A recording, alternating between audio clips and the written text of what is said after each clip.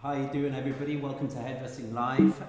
For those of you who want to explore creative work, it is imperative for you to understand the classic techniques first. As you know, innovation doesn't happen without taking chances. If you're not prepared to be wrong, then how will you ever come up with anything original? You must have confidence, but to build confidence, you must be practical and try new things. I'm with somebody here today that likes taking chances and breaking through the mould. We have Philip Rochford with us today, Keyman educator. Welcome. It's an honour. Thank you so much, Paul. Oh, thank you very much for joining us today. Philip's going to be presenting two masterclasses with us today, this afternoon, two creative cutting classes, which we are thrilled about. Super excited to have you on. Tell our viewers a little bit about you, your background, and the creative work that you do, and your salon as well, because you have a salon as well. Yeah, that is correct. 20 odd years, isn't it? 25. 25 years. So tell us a little bit about you. Yeah, so obviously Philip Rochford, Keyman educator. How did you get into that, by the way? Yeah, so tell us a little bit about that. I suppose I've always had an interest in education. I think it's really important as we pass on the knowledge and the skills that we learn from others who have passed that down to us. So for me, I've been with Keyman now for about 8 years. Prior to that, I was with Joico for 4 years, and before that I'd done some work with L'Oreal and Redken. Keyman, I've been on the kind of guest team now for 5 years. I've been involved in 2 of the collections. I've had my work published. My look was chosen in 2016 as part of their global publication, so it's featured on international magazines and stuff like that. So that was usually, for me, the highlight of my career. Let's not underestimate that. That's a massive achievement, in my opinion. Yeah, I mean, it was wonderful to be picked, to be part of that team. So within Mauro, who heads up the Italian Touch team, it's called Now, or K Now, as the education.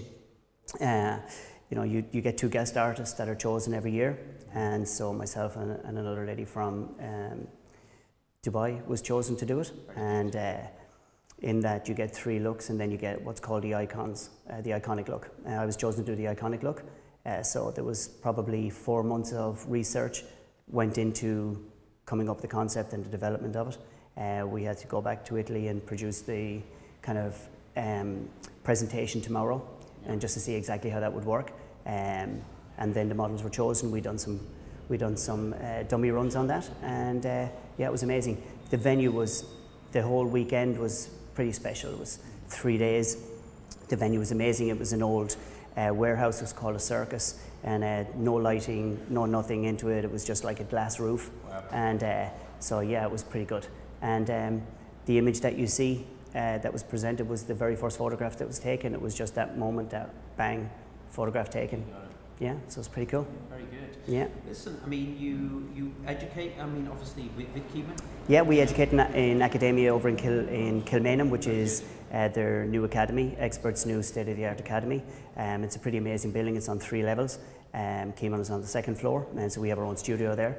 So it's kind of got like the full Monty. It's an amazing building. We filmed there before, actually, which is amazing. I think we're going to be filming there again in the future.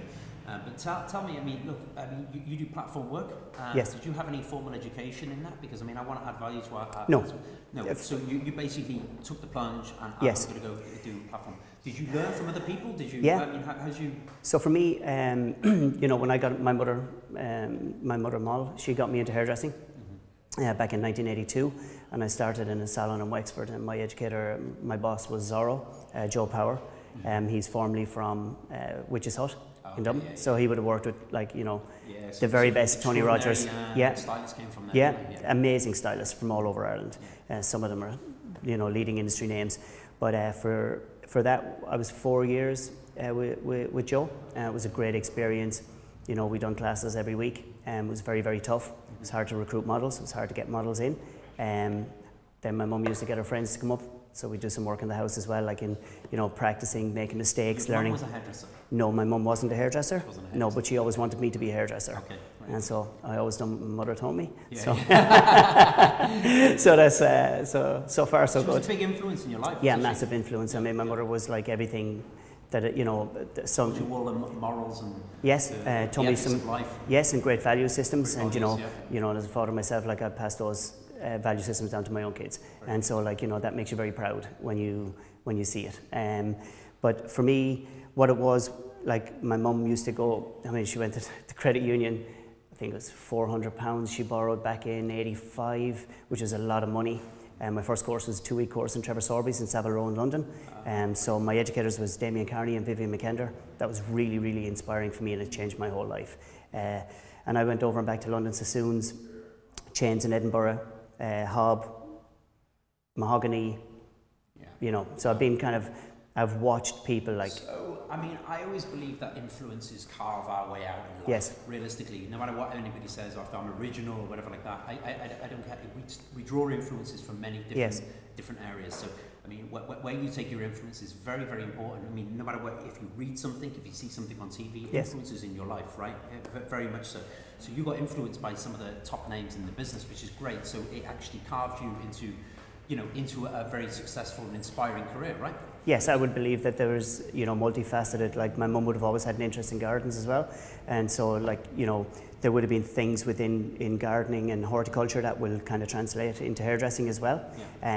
But I'm kind of fascinated by things like architecture and shapes and stuff like that, and how, you know, different buildings are created, like, globally, and you know, everything that we see is in nature is basically what we do on a day-to-day basis, I believe. You know, you can certainly see the change in our industry, where everything is becoming far more, you know, more vegan-orientated products, more natural products coming through with vegetable rinses, so on and so forth. Keeman is, right? Yeah. Okay. Yeah. And is that one of the reasons why you chose it? I mean, I think well, Keeman as a company, you know, they have very, very strong ethical values. You know, I mean, you know, they have an amazing factory in San Agostino in Italy. I've been there. It's pretty amazing. The Nocentini family own. It's a family-owned business, and they're an amazing family, very welcoming, very, very ordinary people. You know, and their farm, they have a sustainable farm that they use, 300 acres odd, that they grow a lot of their own ingredients for the produce they have in their factory. You know, they have a carbon neutral project currently in place. A lot of the brochures and leaflets that are produced are from recycled paper and stuff, and so they don't use ink in the production of all of the writing and stuff like that. So it's just incredible. Yeah, I think it is the future. Yeah. I think people will eventually evolve into that. You know, I think it's a little bit before its time still. I mean, yes. I know it's been there for a long time, but for people to adjust to that way of life, I think it will be apparent in the next 10 years, definitely way more, you know, and a lot of things will become more vegan and organic. Yeah, and I do think it's a great thing. It's lovely to have that balance. I mean, it's, you know, it's nice to see the progression and see how it's evolving. It's a bit like in the motor industry, moving away from diesel and petrol into electric cars and stuff like that. So technology moves very, very fast. And for me personally, as an educator, I mean, I learn as much from the people that I teach, because you know, there's two things I believe in. Michelangelo once said, I am still learning at 89 years of age. I mean, for somebody like Michelangelo, 500 years later, here we are. When we go to Italy, Florence, place like that, you're looking at his works of art. They're still as relevant today as they were then. So there's a lot of things, but equally the master was once the apprentice. And if you ever lose sight of that, it's very, very difficult for you to continuously improve. And I am a better hairdresser today than I was 10, 15, 20 years ago, because I'm learning from the people that I teach, because young people have a free mind. And I believe that their enthusiasm, because with age you get experience, and with youth you get enthusiasm. So there's a great, you know. I think at a young age you are more prepared to take more chances. Right? Absolutely. And I think you are willing to be wrong a lot more often. And I think people that are willing to be wrong actually come up with more original things. Yeah. And can explore the creativity of what we do. Yeah. I do agree with what you do. Continuous education, continuous influences. I mean, our industry is very progressive and keeps moving and keeps evolving. I mean, we're going to the awards tonight, and what we're going to see is more evolvement and more progression with our industry. And that's what excites us about our industry. I think for us as hairdressers, just to see it evolve that way and constantly come up with new ideas, new trends, it keeps us excited in our industry. Yeah, absolutely. And you know, you talk about excitement. I mean, there was an incident maybe about 7 or 8 years ago, like quite a funny incident, where I was at the Colour Trophy myself, and you were standing directly behind me, and one of my girls, Susan, who was working with me at the time, was standing there, and I was, you know, like this, checking everything, watching everybody going out, makeup artists, clothes, etc., etc. And you said to Susan, "It's like a meerkat." And it's happened a few times that people have said to me, I'm like a meerkat because I'm kind of like this. You know, but you know, I'm enthusiastic. I can't help it. It's who I am. I mean, I love learning, and I think it's really inspiring to see other people do some work. You know, just like the makeup that's been done in the background there now, to see somebody young like that come in and evolve and do that work, which helps us. You know, because it's a team effort. You know, it's not just about me, it's about the production team here today. Everybody this is how it all comes together. So yeah. Listen, what awards mean to you? I mean, we're talking about awards there now. I mean, yeah, I mean, I've been pretty successful in my career in relation to awards. You know, I've been a member of Team Ireland. Maeve O'Healy Hart was, you know, very inspirational for me. Yeah, very inspirational lady for me, and you know, she pushed me and pushed me and pushed me at times when I would take a lead. Just that, doesn't she? She does. She has a way of getting in. Yeah. She has a nice way of actually twisting it to get you in to do stuff. So yeah, I mean, I've competed internationally. I've done pretty well. Like, you know, I mean. We went to Paris a few times. I finished 6th and 7th in the relative respective competitions that I took part in for the first time. You know, you're given 30 minutes to do a haircut on the floor. You know, so you can see bits of fingers, bits of blood everywhere, and lots of plasters being looked for it and stuff like that when you're under the clock like that. Yeah, we've been runner-up in Trend Vision. You know, we've won fantastic hairdressing awards. We took 1st and 2nd place in that down in Cork. Great awards as well. Yeah, it was great. So we entered 2 models, so we took 1st and 2nd, and that was great. We won in the North of Ireland, the All-Ireland Hairdressing Championships. You know, we've been in L'Oreal Colour Trophy finalists as well. So quite safe to say that you've won several awards anyway. But yeah, I mean, what does it mean to you, like, to enter those awards? What does this challenge you? Does it? Yeah, I mean, I think when you take part, there's a special feeling you get inside in your soul, and you know.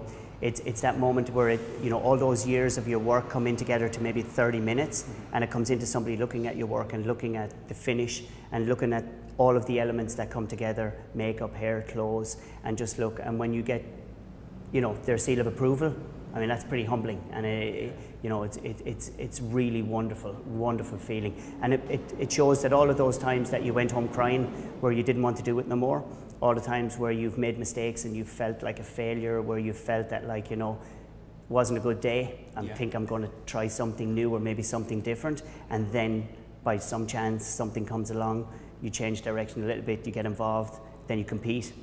You know, I mean, the first time I ever competed, I think I finished somewhere like 2nd last. My name was, I went looking at the top of the sheet, but I was actually at the bottom right hand corner. But that was okay too, because that's how you learn. You know, you can only go upwards and progression.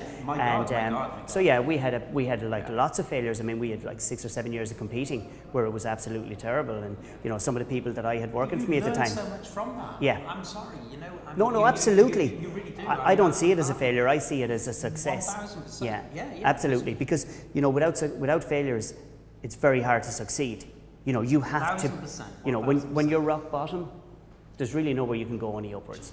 Do you know what? It's like, you know, you feel like such a failure, but it's like, do you know what? You just brush yourself down, get back in there. No, absolutely. Get back in the ring, and I would feel that no matter how many disappointments you have in life, okay, you have got to look at those in a positive as opposed to a negative way.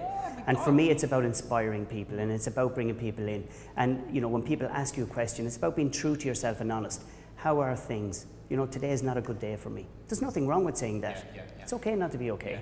You know, it's okay to not have a great week in business, and for someone to say, how's business? It's been a tough week.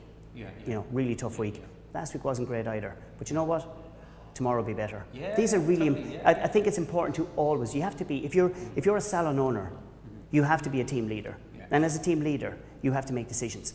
They might not always be right, but you have to show the people that are standing beside you and working alongside of you.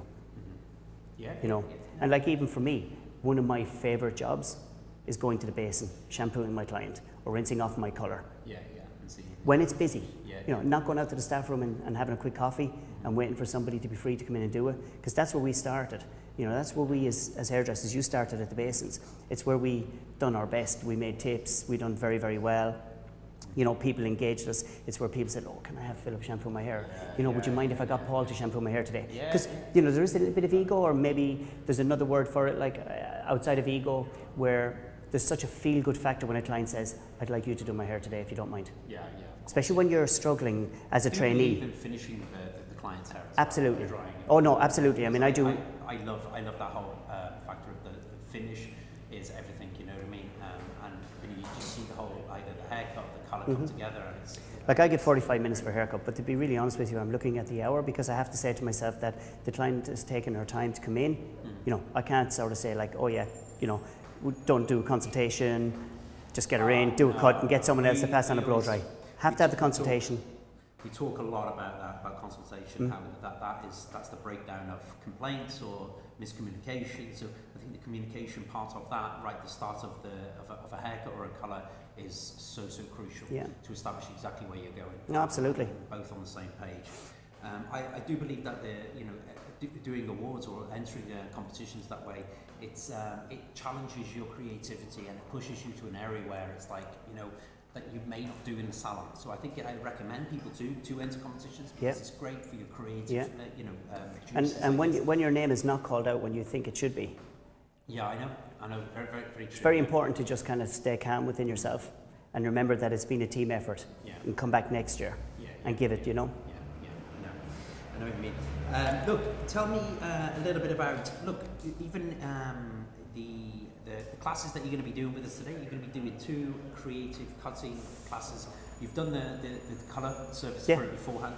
Tell us a little bit about scaling, what that's going to be about. Yeah, so so scaling kind of comes for me, it's both haircuts today kind of come a little bit like from what we as hairdressers were taught in the principles of hair cutting. Because obviously, like, you know, we work with kind of mathematics in angles and degrees and elevation and so on and so forth. And these are for me the principles of hairdressing. And you're right, you know, the classic techniques are what everybody should be doing first of all, and then moving that on to another level. But I suppose it's taking in the environment around you, you know, how buildings are constructed. And if you look in the last sort of 5 to 7 years and how buildings are constructed, different shapes are integrated. So you've got like cubes, you know, and then you might have on the end of it like a kind of a round turret type of thing with a full glass panel. And so you look at how light is reflected and shadow is created within that. And, you know, hair is similar because it's a fabric and it's a fibre, you know, and we work with it. And so it has a natural fall, it has a density and a texture. And it's how you apply. So for the first, with scaling, what we've done is we've just gone in purely with natural colour in the Lunex range. And we just mixed kind of 4 colours into achieve one. So we've mixed kind of greys, a little bit of blue, a bit of clear, which is like pure shine, and just a touch of turquoise into it, just to mix it up. And I wanted to create a kind of very earthy, grassy, hedgy kind of colour. It's on natural hair. Her natural base is a level 7 to a level 8. So we done a deep cleanse with clarifying shampoo and that, and we just left it natural. And we just went straight in with the colour.